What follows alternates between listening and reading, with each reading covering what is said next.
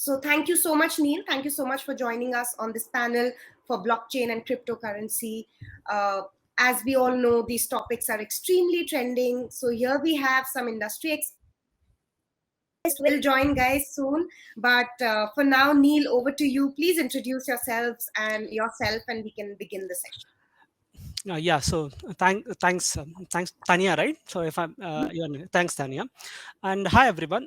My name is Neil Kevin Mattis. It's a very long name, so you can call me Neil. Remember me as Neil. So I'm the co-founder and project lead or CEO of a startup called blockchain-based startup called as Crossforce Solutions Private Limited.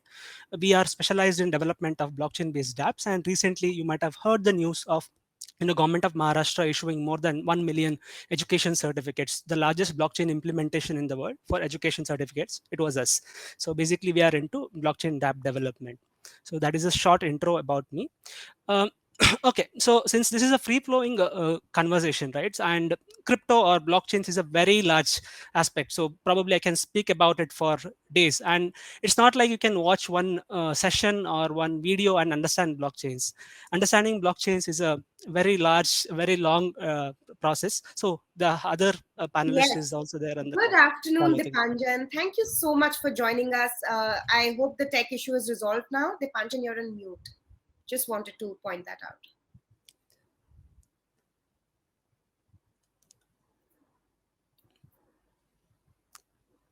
I think that issue is still there. Maybe he's trying to figure it out. Okay, no problem. So, Neil, let's begin the session. Let's begin our discussion. Uh, Hi, Dipanjan. Are we audible to you? If you could just give us a heads up.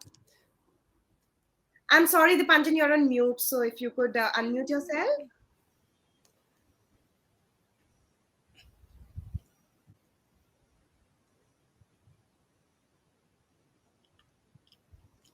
Dipanjan, you're still on mute.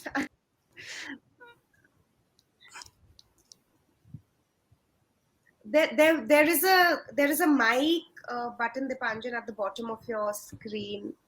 If you could press that. Yeah, so this one. Yeah, you just have to tap on that.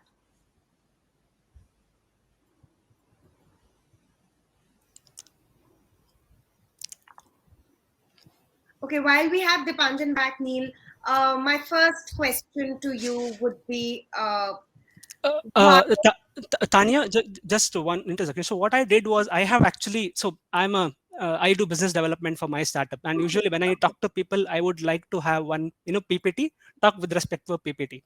So I have just prepared, 5 to 6 slides, which I'll Okay, be briefly talking about it, shedding a light about, what are blockchains and how it matters to students, and probably we can, then go ahead with the conversation if it makes absolutely sense. right, right, Neil. That makes so much sense. Please go ahead Sure. and Let share me your. share my screen.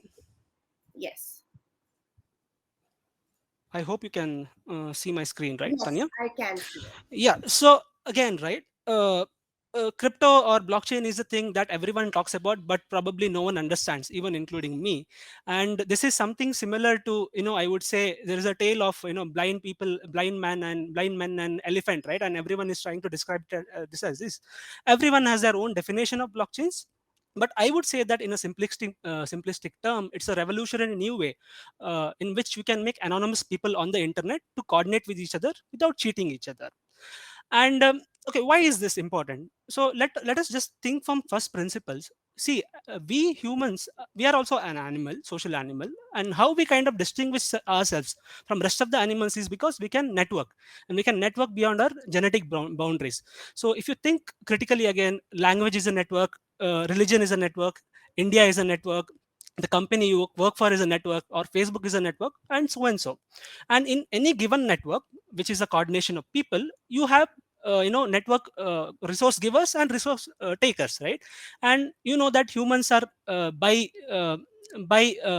habit, or there are some cheaters. So that's the reason why in every network you need some kind of governance mechanism. Right. And historically we have had various kinds of governance mechanism. That could be democracy, whereby each person has one vote, and we get to choose a leader and he kinds of make the rules. There is aristocracy, there is monarchy where king makes the rules, or there are corporation, the recent kind of social establishment that we have found, where you have a hierarchical people and you kind of report to them and they kind of tell you what to do.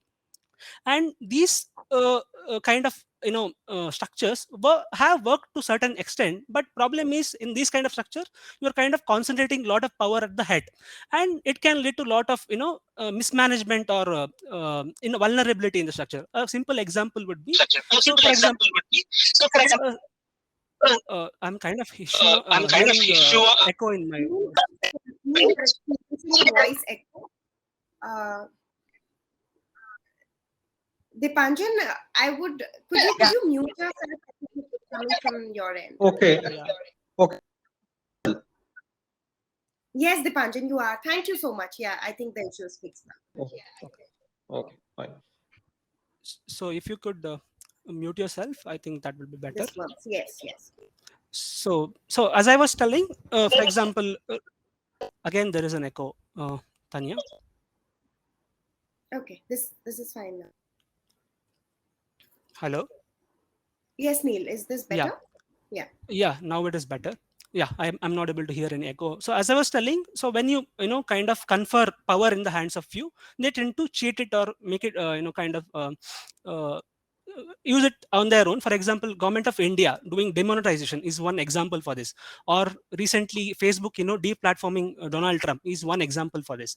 And there is a fifth kind of corporation that we call it as market. Your stock market is one of an example. It's a self-governing body where there is no one single authority to tell you what it is. Even your potato market or tomato market could be one more way of organizing people. Now blockchains are nothing but the sixth way in which you can organize people, whereby these are one of the best way to organize people in a digital realm, whereby people can interact with each other on a digital realm and not cheat each other, right? And one of the biggest one of the first blockchains out there was the Bitcoin blockchain. And I can just draw parallel to why blockchain is much more efficient compared to the rest of the ways. Right now, if you think critically, money is one of the biggest and most important network that we have across the world. So if you go to a, let's say, strange place or strange state, and if you try to hire a cab driver wouldn't want to give you a service just because you belong to his religion or his state or you speak the same language, right? It is because of the money that you have in your pocket. Hence money is the most important market that we had. And if we see how money was managed, it was originally managed by kings. Now it's the government. But again, right, you can, the moment you centralize power of any kind of network in the hands of you, they kind of tend to cheat. For example, in the last year alone, just because of pandemic, nearly 40% of the total dollars in existence were printed in the last 12 months, and everyone is feeling inflation. Hence this kind of what I can say is, if you have this kind of structures, it can feel like cheating, right? And this is where blockchains come in, whereby you have a democratic system where one person is not in kind of governing this, and you have, it's a democratic equal system. And Bitcoin was the first blockchain out there which kind of solved this problem, right? So Bitcoin is basically a self-governed digital market for unstoppable incorruptible money. And blockchains, other blockchains like Ethereum or any other blockchains, are nothing but extension of this concept. Instead of money, it is for other coordinations. So why do we need to care about blockchain, right? So there are two pointers to it. One is, as we can see, we know that internet drastically changed the way we live, right? And I would say that there are three phases to evolution of internet. First was the information economy, or the initial Yahoos, or the plain websites where, or blogs people used to put, where it is just read. I put some data there and people will be able to read. Then it was platform economy, whereby you got these web apps or Facebooks or aggregators like Ola, whereby you can interact with them, but they kind of own this, or they kind of accrue the value of it. Now the blockchains, or we call Web 3.0, it is nothing but the third evolution of this, whereby we have these aggregators, but the end users like us are the owners of this. We kind of accrue the value of it, and that is why it is kind of flipping the existing mechanisms on its head, and that is where a lot of value is coming up. So let me just show you one more pointer. So with all the technologies that we have done till now. It may be electricity, or it may be anything, right? Or steam engine. Before blockchains, internet was the most fastest growing technology with the most fastest growing adoption curve. But now blockchains of crypto are even beating that. So currently this entire space is going at 80% adoption rate, and now currently we have somewhere around 200 million users. And even with this limited number of users, the current market size of this entire industry is 2.5 trillion. It is something similar to how internet was in 1997. And as you can imagine, if this space grows at the same pace, we can confidently tell that in the next 15 to 20 years or 10 to 15 years, it's going to be 100 to 300 trillion economy. And that's where Indians or people or students have a lot of opportunity to kind of create wealth for them, right? Now this Neil, I would want Dipanjan's take here on this Sure. ever growing market projection that you have sort of showcased on the PPT right now. Yep. Dipanjan, who is also a heavy who's a big industry professional in the cryptocurrency genre. Dipanjan, would you like to throw some light on these projections as well?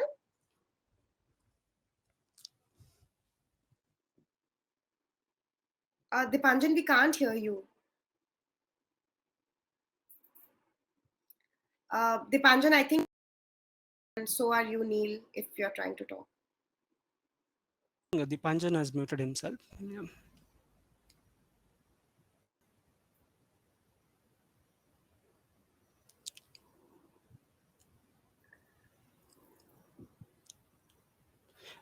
Maybe Dipanjan can try, plugging in if you have an earphone or something that might help you. So there might be some issue with the phone headphones. Dipanjan, maybe try talking now. I think we're going to hear you. Yeah.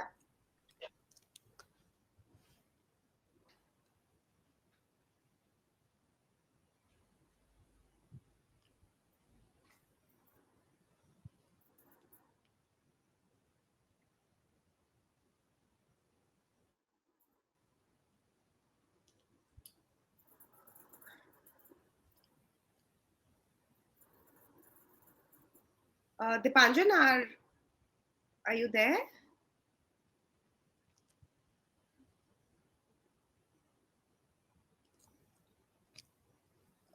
We can go back to your slide, Neil, maybe. Yeah, so what I was saying is, this is going to be really big, right? So we consider majority of the wealth that we see around us today is because of the internet, and we say that internet is the biggest technology. And here on chart, on paper, I'm able to show you that blockchain is even bigger than that, and it is growing at even faster rate, as you can see it in chart. So internet on an average during its S-curve growth, it kind of grew at a rate of 67%. Currently blockchain industry is growing at an average rate of 80%. And by just with this estimate, right, by just 2024 or 2025, we are going to have 1 billion users. And if this same continues, if it is not wrong to say that this entire industry will be a 100 to 300 trillion dollars industry, something comparable to the bond market. And this is where the opportunity lies for students or even Indian youth and everybody, right?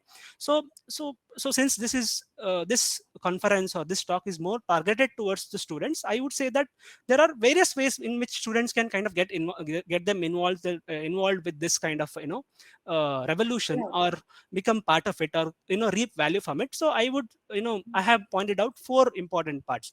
One is entrepreneurship, obviously, right? So as we know, even though internet created a lot of value, majority of that value was captured by Americans or Western world or Europeans.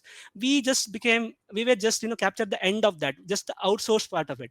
Now here is a chance where you can actually as Indians. So there is again echo now. So maybe Dipanjan has joined. Yeah. Am I audible? Yes, Dipanjan. So yes, at that point I was trying to join, and we can now continue in an interactive way. Yes, Neil, please continue. All right. No, Dipanjan, we would love to hear a little bit about you, background, so that our audience knows who you are. Okay, fine. Basically, I am working into the blockchain domain, mostly into evaluation of the blockchains, particularly different types of the coins and the tokens.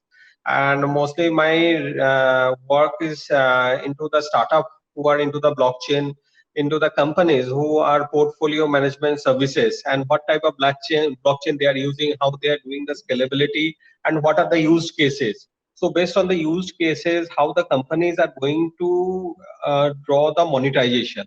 This is, as Neil has been rightly said, that the blockchain is now to be owned by none. It is actually into the market. Everyone is the owner. That's the concept. He told that the Ola, Uber, they are the owners. But now the concept has changed. It is into the global concept. Everyone is the owner, and peer-to-peer transaction where everyone remains anonymous. So my work has been now into a global forum where blockchain, peer-to-peer, all those transactions, digital payments, how it can be regularized. That is one of the area that I am working. That's a very gray area. Secondly, the international transactions, so that the in portfolio management system, the company grows, and when the company grows, how the financial instruments can be converted into the crypto. Now, when it gets converted to the crypto, then it happens. People has a greater chance of earning, greater chance of monetization, because third party payments has gone, time is less, only the mining energy expenses has to be borne. So as rightly said by Neil, that adoption curve is good, and 2.3 2.5 trillion is the market just after the gold. So you can think that in this way, if the blockchain is progressing by 2030 or 40, so we will have a tough time whether gold will be backed by the fiat currency. Fiat currency means the INR or USD, or gold will be backed by cryptocurrency. So we'll be at the dilemma whether we'll have digital wallets, a digital mode of thing, and entirely USD and INR will be the big rags and thrown away. So that's the crisis what we can see. Yes, Neil, please continue. Wow, That's a small sorry. highlight. I really want to understand. So, are we looking at a future where gold can be bought either by cryptocurrency or our regular notes? So see the space, because see, if you had gold, what, just I give you the data. I belong to a AIML background where I have also developed data products and patented while working with IIT Delhi.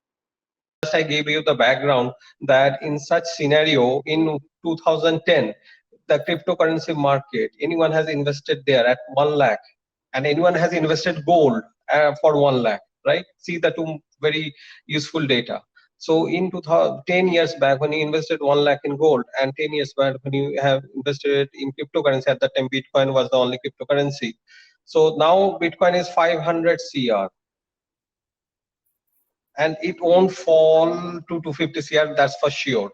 That will not never happen. But yes, it's a 500 CR cryptocurrency market. That's why it has jumped to that. It's 2.3. And secondly, you have to think, it is not backed by the government, it's not backed by the regulation. Every time China says that we will try to, federal China laws comes up, that they will ban cryptocurrency, Binance, the exchange moves out of China, a lot of messages come, a lot of news come, but the money is created by technology, it is not manipulated. Everyone has the same. Why it will be accepted?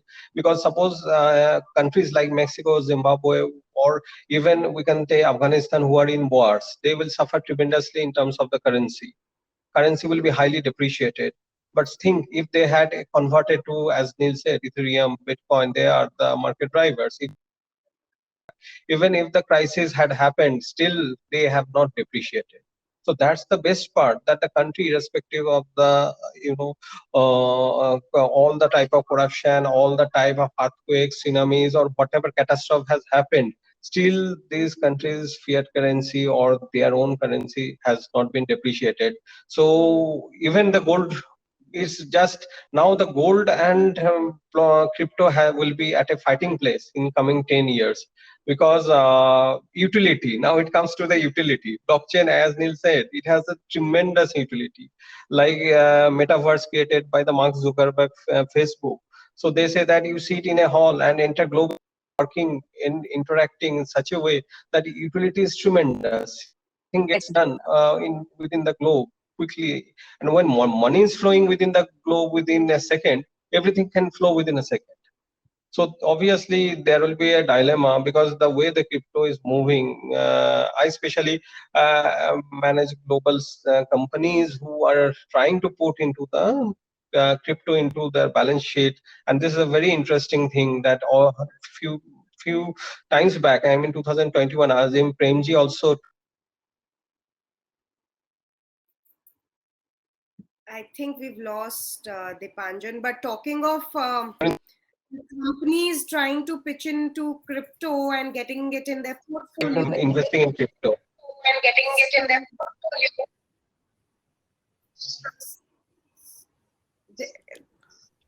Neil, my question to you is that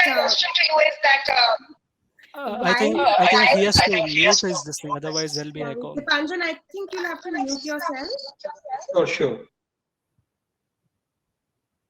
Yeah, and while these companies are trying to get cryptocurrency on their portfolio, Neil, how do we tackle the volatility? How do we understand these sharp rises and sharp falls? And a layman like me who has very little knowledge of cryptocurrency, how can I read into it? Yes. So one thing you need to understand about this entire again, as this asset cryptos is of divergent applications, right? And whatever Mr. Dipanjan was telling about was the store of value use case. There are a lot of other use cases, but let us concentrate more on the token. That's where everybody is interested, right? The speculation. Now, one thing you need to understand is okay. So let me just draw two parallels here. One is it's an upcoming asset. So even though I might say that, for example, cryptocurrency is a $2.5 trillion industry today, it is peanuts compared to the bond markets, compared to the gold market, compared to the equity market. So if you go back, for example, let us consider equities, right? Stock market. Now we say that, hey, stock markets are stable. There is just, even if when we talk about crash, it is just 10 or 15% or maximum 20%. Why is it? Because the size of stock market is very high, right? But if you go back to the history of stock markets, and this concept of equity started in 1600s, 1700s, right. If you see the adoption curve of that, even that was similar to crypto, because the asset size is smaller. And now we are in a discovery mode, price discovery mode. What is the actual price of this, right? And as more people are joining, the analogy is something similar to, if you have a smaller boat going in a sea, the smaller the size, it will rock more. But if it is a bigger ship, right, so it will not rock more. Same analogy, as the crypto industry matures, as the size of the market grows, these kind of volatility will be less. And uh, and as an investor, or as an person who's investing in this thing, right, first of all, it's a very speculative, very volatile market. First, do your own research, understand what is the risks that are involved, and the usual suggestions that people give it, right? So put the money that you can afford to lose. So let's say after 2 years you can afford to lose that, so probably that could be the money that you should be putting there, because of the volatility. And let's say it goes burst, right, so you do not have nothing to lose. But let's say, even if, let's say, that percentage is just 0.5% of your portfolio or 1% of your portfolio, one day if this becomes successful, it could be 50% of your portfolio. So understand the risk, but get yourself knowledgeable about this space and then invest. So just because your friend has told you to invest in Bitcoin or Ethereum, do not do that. Unless you don't understand it, unless you understand it, don't put your money in crypto. That would be my Dipanjan, my question to you would be, how can we better understand this? Would you recommend some tips and tricks? Yeah, it's exactly the same thing that Neil has said. Same words I used to say. Don't invest. Why? Because I have those curves, sinusoidal curves, that when the crypto market falls, then it falls for a year or two, and people lost a lot of money. Exactly, that their money gets blocked, their hard-earned money, and one fine market they will find morning they will find that 50% has been crashed, and they cannot take out the money. So basically, this requires a lot of research. We research a lot of platform. We check the risk, and then we check that how it can be in safest mode. One can invest in crypto and gradually build a portfolio. So the major thing is that you have to check a lot of parameters through AI or kind of a scoring you have to develop, and then you can think that, okay, fine, this is the minimum amount that I want to appreciate my fiat currency by investing in crypto, and I look to a sizable income at the end of a year. A short-term goals will never, as he rightly said, the short-term goals sometimes will land you in miserable conditions.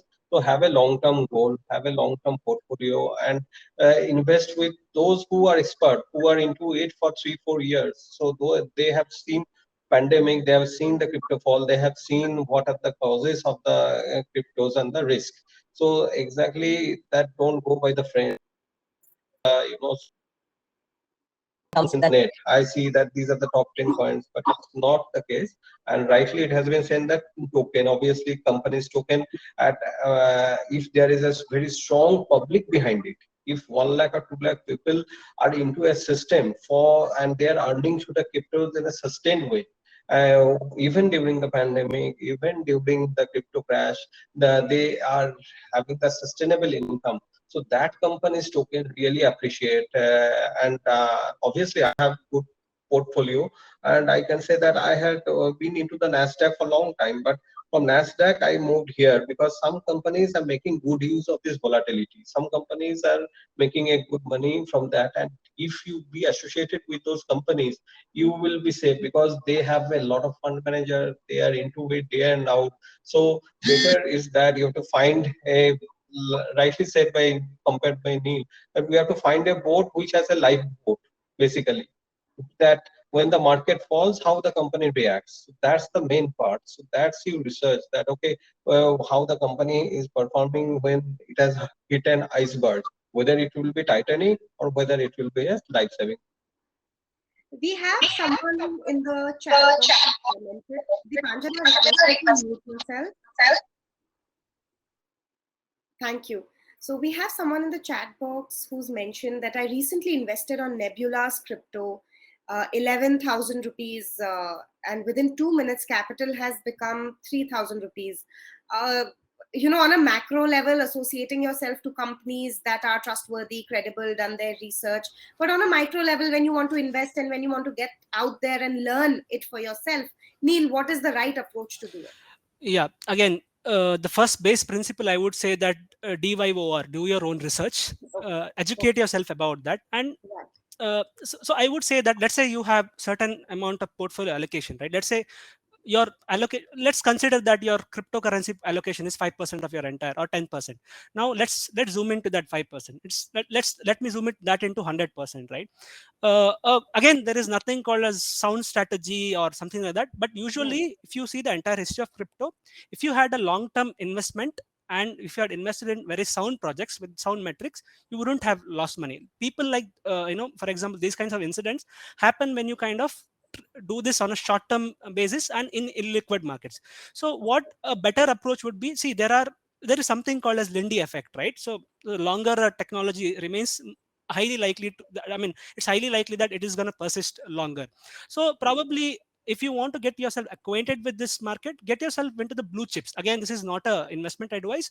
A stable markets like Bitcoin or Ethereum, or recently some layer 2 solutions, or I mean, these two are the only stable markets that I'm kind of seeing. Everyone, even these have volatility, but this should be maximum part of your portfolio. Obviously you can have smaller ones, like for example Nebula's crypto, right? I'm not an expert in the Nebula's crypto, but it was a recent coin that came up. And usually what happens is, whenever and they come out using a mechanism called as IDO or ICO, and the moment it comes, if you buy, sometimes what happens is there tends to be a dump of that coin. So that's the reason why suddenly you see these kind of fluctuations. So if at all you're investing some money in crypto, allocate majority of your money into these blue chip projects.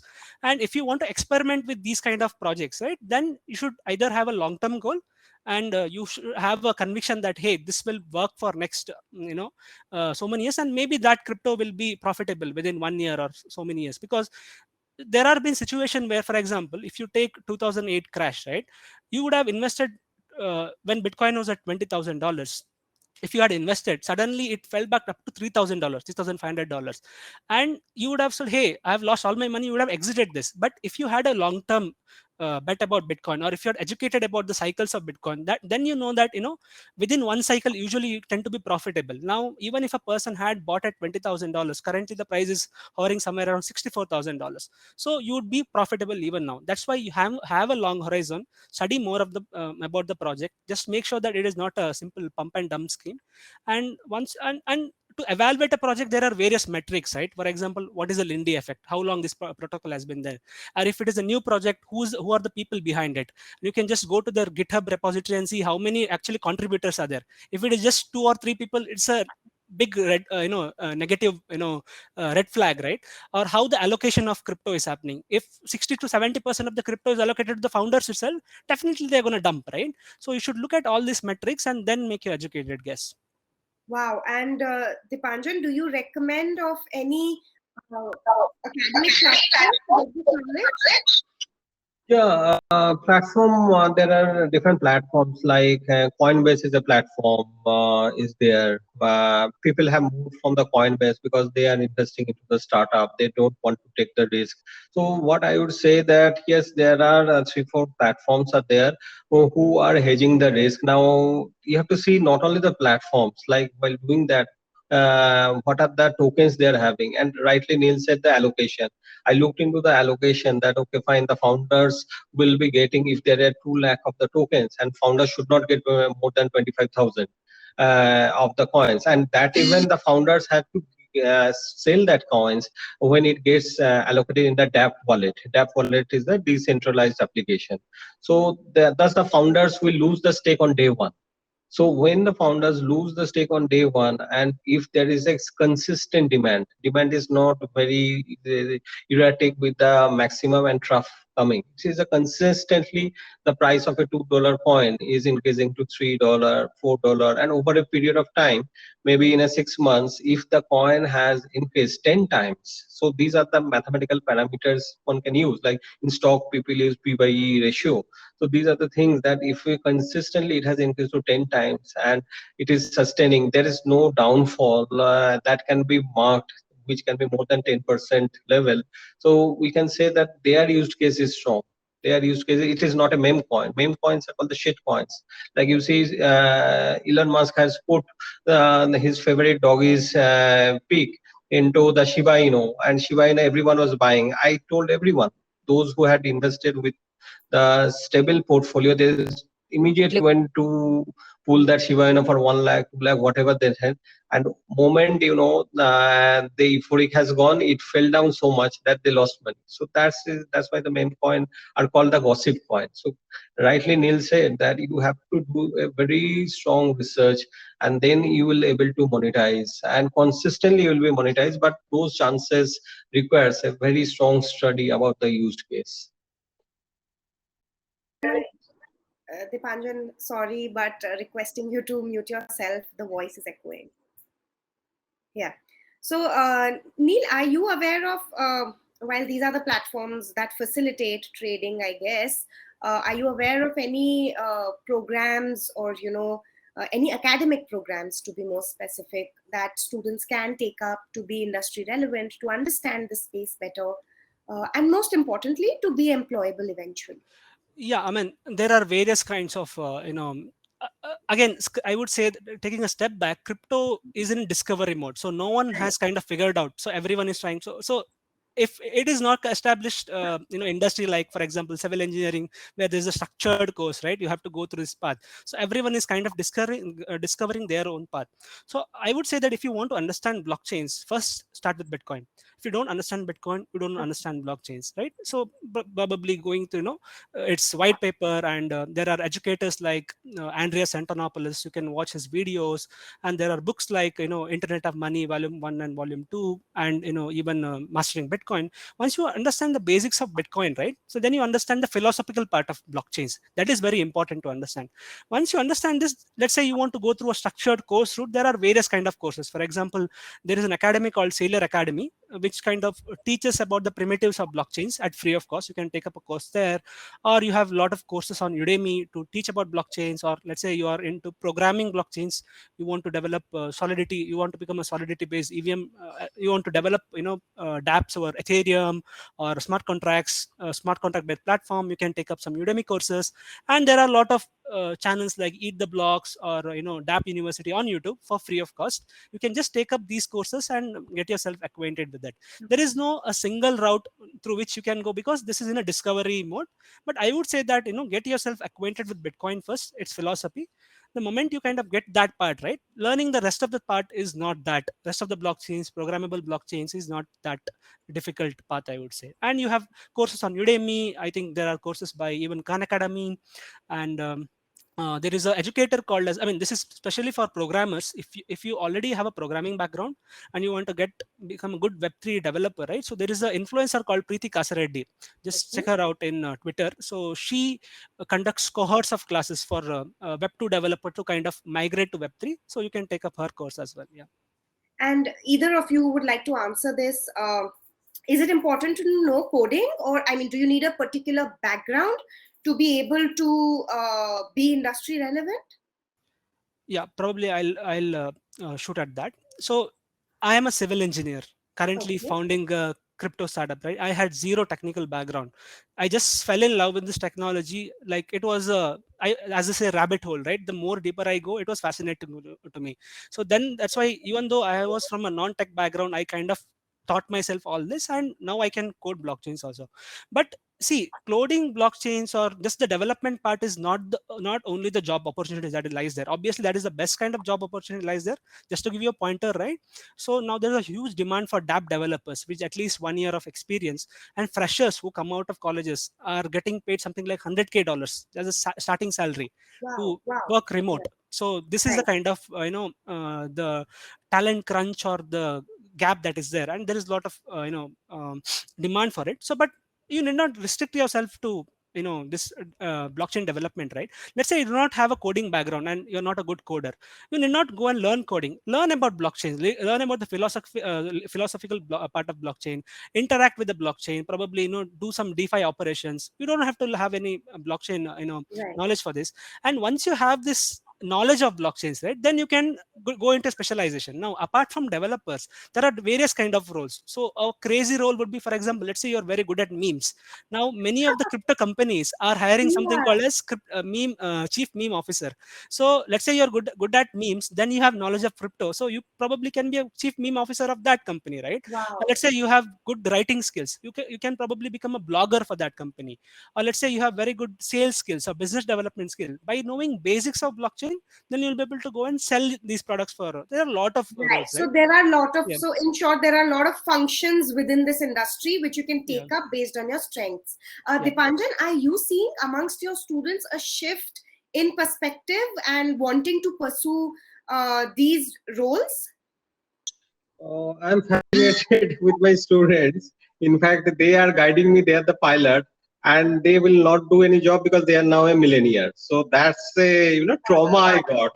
That all IIT I have taught them. They are not even from the IIT Delhi, and they are not having a very good background. They are BTech from computer science, yes, but as Rome was not built in a day, so these millionaires who are in my knowledge of crypto. And best thing is that when you don't have money to invest in crypto and you have a knowledge, so when they got into a good platform, I mean, they had made so many. I'm glad to see that so many millionaires standing in front of me between 22 to 25 years of age, and just it has taken them 2 years to achieve it. Yesterday we had a session on that. The sessions of 25 CEOs, unbelievable. And all those CEOs, whatever they have asked, even some of them are minor having the risks, still he have answered because he has finance as well as the blockchain understanding as well as how to earn even when 99% are losing money. So that's fascinating. Wow. So we have reached almost to the tail end of our discussion. Any closing comments, Neil and Dipanjan, I would really appreciate. One line I will say, then give it to Neil, that yes, this is the only space where you speak, where you take a session and you earn money. I've never seen such a thing happening, that a 60 minutes session can earn you that much of money because it's a smart contract. Smart contract, what Satoshi Nakamoto has thought of that in decades back. Still, it is going into that one session, so much of joining, so much is investing, and reward system is so strong that person, if he has spoken half an hour about the financial investment and he is thorough, it has never happened. It's not earned on the same day, and it has come automatically through the smart contract reward system. Somebody has one question. Mr. Dipanjan, Dipanjan, could you mute yourself? yeah, so before I give my closing thought, so somebody has asked a question, I think Aditya, will there be any government regulations coming in the future crypto, right? So, and I'm assuming Aditya is asking about Indian crypto regulation, but Right. let us take a global view first. So now there was always debate that governments are going to go and ban, cryptos, especially US is going to ban crypto. It doesn't look like that. So recently, so first of all, US, everyone follows US, right? Majority of the markets, and US has actually declared this as an asset or a commodity. And recently, even a ETF was kind of a future-based Bitcoin future-based ETF was launched. So which is a very good green signal that crypto is here to stay. Now coming back to India, so last January, so there was a huge speculation, or there was a rumor that Indian government is going to table a bill which is aimed at banning cryptocurrencies, or even such a bill was purported to be kind of tabled in the parliament. But suddenly that sparked a debate. Everyone, all the crypto people came, hey, this shouldn't be the way. Now it looks like government has taken a step back. There is no conclusive news, but recent leaked news from media says that government is most likely going to declare it as an asset in India, meaning any appreciation, it will not be treated as a currency, but it will be treated as an asset. For example, like your house, or gold, commodity like gold. And on the appreciation of this particular cryptocurrencies, you'll be taxed. So that's how I think the government regulations will be in India. And probably India might encourage for the time being these cryptos as an asset, but not as a payment rail. And probably they might prohibit stable coins, which can actually give people access to foreign currencies like USDT. Yeah, that's how I see it going in India. And closing thoughts on my side. See, I just graduated in 2017, right? And I'm seeing my classmates. So you just see the crypto industry. Every top guy is in crypto industry. They're interested in crypto industry. Maybe it for the money or anything else. And like now, how we can't imagine any services or any company without depending on internet. With next 15-20 years, you can't imagine any businesses without crypto as the base layer. That's where the opportunities lie. That's where all the talent is there. And I would suggest everyone should at least have a look at this field. That could be, make you a lot wealthy, or that's where you can accrue a lot of value. That would be my suggestion. Thank you so much. Thank you so much, Neil and Dipanjan. This time out to do this, sharing these invaluable insights. I think I'm walking out of this panel discussion as a more informed layman, if I can say that, because I'm not even close to being half remotely as well read as both of you are. Thank you so much. And I think I truly appreciate for all the great inputs and value add that you've provided today. Thank you, Neil. Thank you, Dipanjan. Thanks, Tanya. Thank you. Thanks, Dipanjan, sir. Absolutely a pleasure to host you. Absolutely pleasure for me to interact with Neil and Tanya. It's a great pleasure for me.